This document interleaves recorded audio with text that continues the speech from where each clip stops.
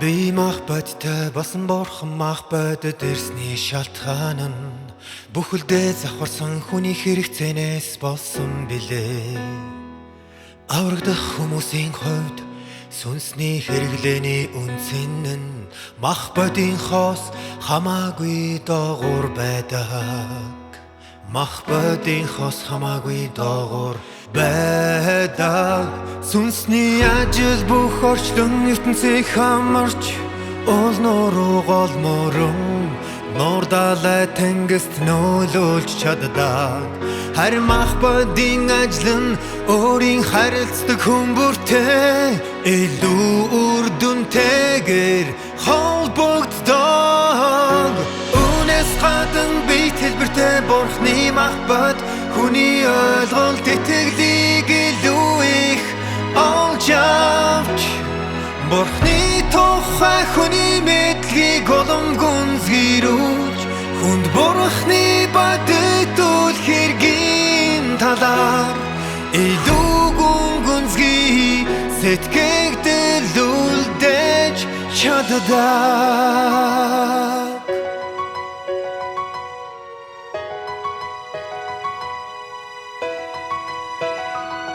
Сүнсний ажил нууц далд байдаг.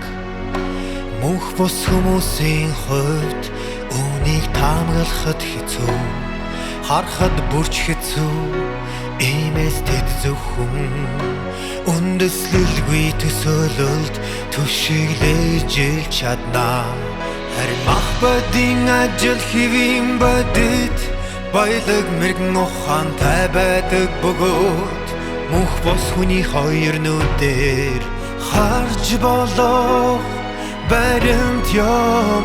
Мөнх бос хүний хоёр нүдээр харж болох баримт юм. Хүн бурхны ажлын мэргэн ухааныг бичлэн ухамсарлах боломжтой. Элбэгэрвэн төсөөлөн ашиглах шаардлагагүй байдаг.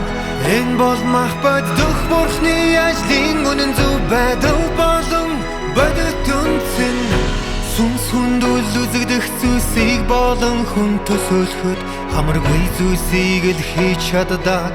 Гэвч эдгээр зүйл ямар ч тодорхой утгыг өгч чадахгүй.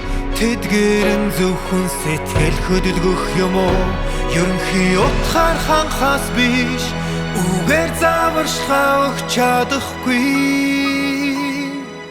Харин махбад дэх бурхны ажил асар өөр байдаг.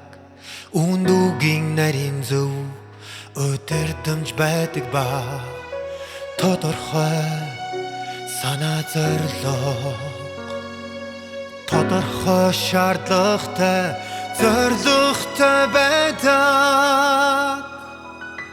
Завхарсан хүмүүсийн хувьд үнэн зөв үг эрэлхийлэх тодорхой зорилготой харж хурж болох ажил хамгийн үнцэнтэй бодиттой ажил цагаа олсон өдөрдмжил хүний дур сонирхол таарч тохирдог бөгөөд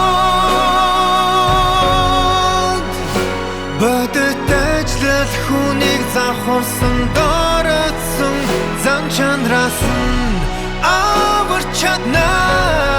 Үүнийг би махбадтай болсон бурхан бидүүлж чадна.